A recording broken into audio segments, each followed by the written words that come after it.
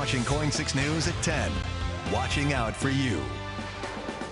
Neighbors in North Portland's Kenton neighborhood say they feel like they're being held hostage on their own block by a home attracting crime and dangerous behavior. Even police say that they've done some operations to try to catch criminals right there. Let's get to Elise Haas going in depth tonight with this special report. I know you're looking into the issues in and around this very property. And officers tell me that they're very familiar with this property as well. Records show that Portland police have gotten called to the house hundreds of times in the last few years for issues ranging from illegal drugs, assaults, theft, even shootings. So Carol Hendon has owned the house for decades, but she died in 2020. Some of her children and grandchildren still live there. Records show half a dozen family members have lengthy criminal histories. Neighbors came to me out of desperation after the city, county, and law enforcement seemingly haven't gotten a handle on it. So I wanted to know why and how their crimes impact the neighborhood and the city. Watch as a fight breaks out in broad daylight. Home surveillance captures a woman throwing a heavy object at a car. A man, furious, shouts and throws it back at her. Then speeds off down the street, barreling through trash cans while nearly hitting a man. That's not unusual. When did you notice issues at the Hendon house? As soon as I moved in, I was working from home and I got to see a lot of suspicious characters coming in and out of the house. And then I would look on Nextdoor and I would see that some of the vehicles that I was seeing regularly were reported stolen, and at that point I started keeping a closer eye. Neighbors like Alex Nelson and Erica Borman say they regularly witness disturbing behavior at this house on North Houghton Street. It's taxing on our neighborhood. They have taken over the whole entire block now. Currently, the household sprawl is capped with a trailer and RV on each side of the home. While KOIN Crew's cameras were rolling, we saw several loaded down trucks without license plates coming and going. All 5 of Carol Hendon's children have a criminal record. Some were arrested for dozens of crimes. Others were arrested for well over 100 crimes. Plus a grandson arrested for 88 crimes is now in prison. Collectively, the family has been charged with more than 500 criminal acts and convicted of well over half those charges for things like illegal drugs, weapons, burglaries, theft, sexual abuse, and prostitution. There's drug use, there's fencing of stolen items, harboring other criminals.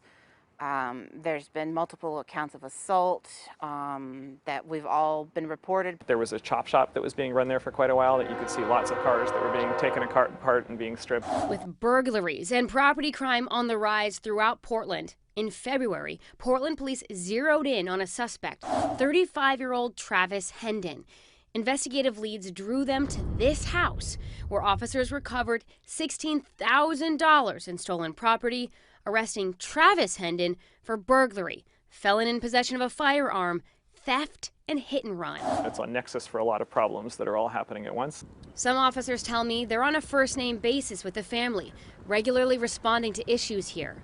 Last year,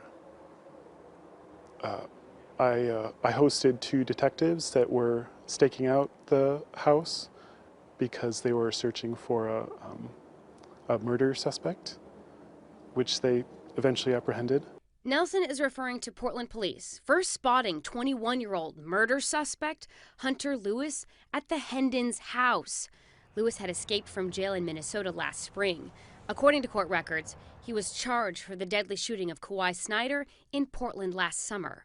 I've never thought I would have such close interactions with detectives or have them on speed dial, but that's the reality of living on the street. But it's not only impacting people who live in this neighborhood.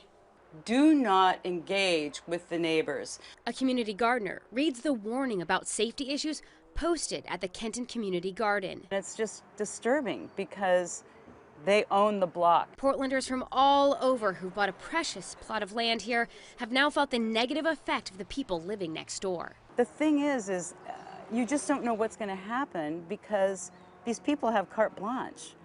I mean, no one's going to do anything to them, it seems. I mean, they act that way, and so actually they're the ones with the safety net.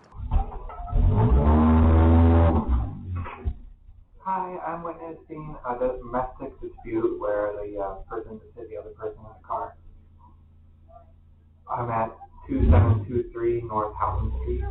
Coin 6 obtained records that show since 2019, people have called 911 to this address more than 200 times for things like assault, shots fired, vandalism, and threats. 911 calls within a 2-block radius of this property shows more than 300 calls to authorities since 2018. If you take a look at this map, you can see the density of calls to police surrounding the immediate area of North Houghton Street over the years. My neighbor is walking around the street screaming and waving a knife around. Her name is Virginia Hendon, and she's threatening to cut tires. Criminal operations out of homes like this, police tell me, are a cyclical suck on the city. First and foremost, impacting the neighbors nearby, but also perpetuating the fear of property crime happening to citizens at large. It has been a safe harbor for criminals within the state and out of the state. It's been proven to us. And every officer I've spoken to is fully aware of the family, that they've been a problem for 30 plus years. And that it's concerning to me, the resources that are wasted on people who have no intent of living upright, stand-up lives, living a legitimate lifestyle. The continued crime and fear of crime takes its toll. I've constantly been living with fear. It's changed who I am.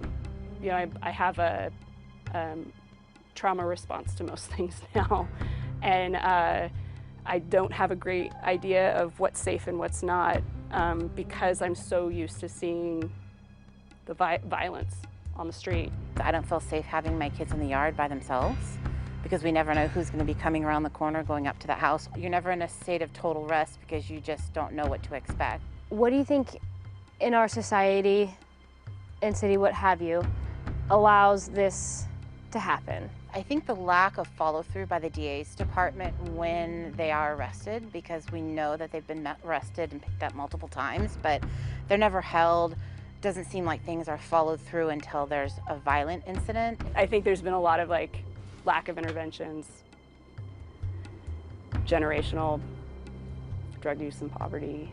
So I think it's just follow through with the court system and understanding that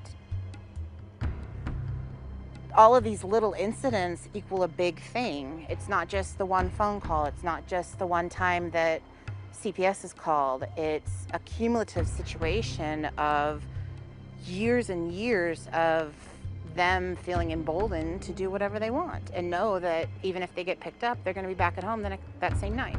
What do you think officials can do to stop the proliferation of this criminal activity? I think that they need to recognize that this is the crimes that they perpetrate are part of their livelihood. It's their job to do a lot of this stuff that affects the neighborhood, and it's an economy that they connect to all across the city. The people that come and go. The neighbors' fear is that this lifestyle will be passed down to the next generation. This has been going on for a really long time, as far as I know. It's a family that lives across the street from me. And when I see children over there, I can't help but think that I know what's going to happen to them in the future. So who can intervene? Officials at city bureaus tell me that they have to stay in their lane and they can't treat the problem at large. Officers who regularly report to this house say this is just one of a number of crime houses that they're aware of in the city. So in the past, police tell me that they would assign detectives for a week or more to build a strong case, catch the criminals to knock down enterprises like this. But with the lack of staffing at PPB, I'm told that they don't have the resources to put officers on intensive preventative cases. So I talked to the district attorney's office about the family and associates. And with their extensive criminal histories, the DA's office considers the Hendons high-frequency users of the criminal justice system. And they tell me that they have two ways to deal with that. One is to use their entire criminal record to get them longer prison sentences, and then the second one is to connect them to resources to interrupt that cycle of crime. So when I asked if we could talk further in an interview, the DA's office said, because of pending investigations associated with certain individuals you named, we are unable to accommodate your request. What about the family themselves? What do they have to say about all this? Well, that's just it. I went to their house, and so here's how that went. Hi there, sorry to get your dog all worked up. So I introduced myself to them and I asked to get their side. I then later talked to Tony Hendon on the phone at length. He did not want to go on camera, but he told me, it's not my job to police everybody around my neighborhood. Don't get me wrong, everybody at my house is a drug addict. I'd hate to be my neighbor. My family has lived off my mom and dad their whole life. I'm 50 years old and I've lived here since I was born. My mom passed away and everyone wants my mom's house. My family don't want to work. Social Security pays them for being crackheads. He then went on to tell me that he wanted a probate lawyer so that way he and his siblings could, split up the house and ostensibly move on from this kind of lifestyle. I went out and I called some lawyers. I found one who was willing to basically do this for his family for free. But when it came down to it, he wouldn't return my phone calls after that or the phone calls from the lawyer. And do you get a sense that maybe, Tony, whether it's for you or the lawyer, may eventually reach out, or does it seem like, no, this is a no-go now, that's like you've hit a wall with that? I think it's really hard because something that Tony told me was that he is illiterate and he often feels like people take advantage of him because of that. And so that was something that was eye-opening to me. And so I told him, we'll get people who are in your corner so they can read it to you. You can make sure you understand it.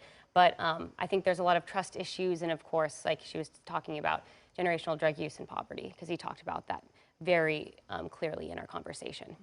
Yeah, the statistics are staggering. The number of 911 calls you documented just on their particular house. What a waste of city resources. And that's another thing, too, because it's not just affecting the people who are living right there. One of their family members was arrested because of 2 burglaries from a storage unit in Northwest Portland. So it's impacting people on the other side of the river as well. Yeah. Well, great special report. And we know you're going to stay on top of this. This is likely not the last time we'll hear more about that house, that community. Elise, thank you. Yeah, we're reaching out as now. always, great job, Elise. Thank you.